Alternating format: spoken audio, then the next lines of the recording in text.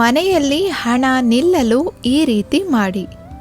ಸೂರ್ಯೋದಯದ ಮುಂಚೆಯೇ ಏಳುವ ಅಭ್ಯಾಸ ಮಾಡಿಕೊಳ್ಳಿ. ಬೆಳಕು ಹರಿಯುವ ಮುಂಚೆಯೇ ಹೊಸ್ತಿಲನ್ನು ತೊಳೆದು ರಂಗೋಲಿ ಹಾಕಬೇಕು.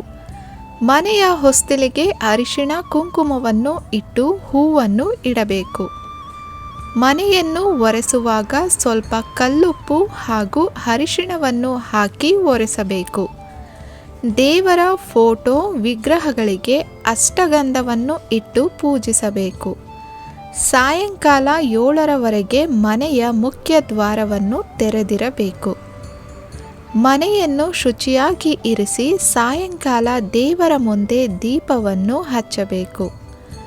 ನಿಮ್ಮ ಪರ್ಸ್, ಲಾಕರ್, ಗಲ್ಲಾಪೆಟ್ಟಿಗೆಯಲ್ಲಿ ಸಂಪೂರ್ಣವಾಗಿ ಹಣ ಖಾಲಿಯಾಗದಂತೆ ನೋಡಿಕೊಳ್ಳಿ.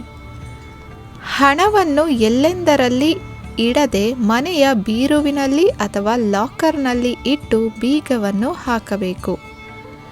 ಮನೆಯಲ್ಲಿ ಏನಾದರೂ ನಿಂತ ಲಕ್ಷ್ಮೀದೇವಿಯ ಫೋಟೋವಿದ್ದರೆ ಅಥವಾ ವಿಗ್ರಹವಿದ್ದರೆ ಇದನ್ನು ಮನೆಯಲ್ಲಿ ನೀವು ಪೂಜಿಸಬಾರದು.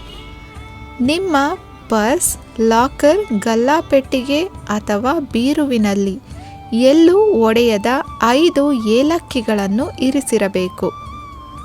ಮನೆಯಲ್ಲಿ ಹಿಂಬಾಗಿಲು ಏನಾದರೂ ಇದ್ದರೆ ಅದನ್ನು ತೆರೆದಿರಬಾರದು. ಮುಖ್ಯ ದ್ವಾರ ಮಾತ್ರ ತೆರೆದಿರಬೇಕು. ಮನೆಯ ಬಾಗಿಲ ಸುತ್ತಮುತ್ತ ಪೊದೆಗಳು ಅಥವಾ ಮುಳ್ಳಿನ ಗಿಡಗಳು ಇರದಂತೆ ನೋಡಿಕೊಳ್ಳಬೇಕು. ಮನೆಯಲ್ಲಿ ಉತ್ತರ ದಿಕ್ಕಿನ ಕಡೆಯ ಕಿಟಕಿಗಳನ್ನು ತೆರೆದು ದಕ್ಷಿಣ ದಿಕ್ಕಿನ ಕಡೆಯ ಕಿಟಕಿಗಳನ್ನು ಮುಚ್ಚಬೇಕು. ಸಂಜೆಯ ಸಮಯದಲ್ಲಿ ಗುಡಿಸಿದ ಕಸವನ್ನು ಹೊರಗೆ ಹಾಕಬಾರದು. ಸ್ನೇಹಿತರೆ, ಈ ವಿಡಿಯೋದ ಮಾಹಿತಿ ನಿಮಗೆ ಇಷ್ಟವಾಯಿತೆಂದು ಭಾವಿಸುತ್ತೇನೆ. ಇನ್ನಷ್ಟು ಉಪಯುಕ್ತ ಮಾಹಿತಿಗಳನ್ನು ತಿಳಿಯಲು ಮಾಯಾವಿ ಮನಸ್ಸು ಚಾನಲ್ನ ಸಬ್ಸ್ಕ್ರೈಬ್ ಮಾಡಿಕೊಳ್ಳಿ. ಕೇಳಿದ್ದಕ್ಕಾಗಿ ಧನ್ಯವಾದಗಳು.